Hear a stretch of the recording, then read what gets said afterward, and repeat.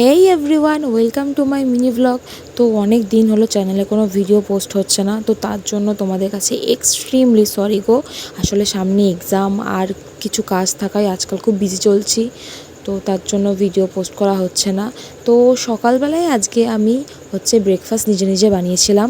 আমি একটু আটা নিয়ে তার সাথে পেঁয়াজ, লঙ্কা, চিনি, নুন দিয়ে আমি নিজে বড়া ভেজেছিলাম। তো সেটাই আমি সকালের জলখাবার আজকে খেয়েছি। আর মা আজকে বাজার থেকে জানো তো ইলিশ মাছ নিয়ে এসেছিলো। তো মাকে আমি বলেছিলাম যে কচুর শাক দিয়ে ইলিশ মাছের মাথা দিয়ে রান্না করতে, আমার তো খুব ভালো লাগে খেতে। তো মা কচুর শাক চটজলদি কেটে নিয়ে মাছের মাথা দিয়ে কচুর শাক রান্না করেছিল। আর ইলিশ ভাপা, গরম গরম ইলিশ ভাপা আর কচুর শাক দিয়ে জাস্ট জমে গেছিলো দুপুরটা।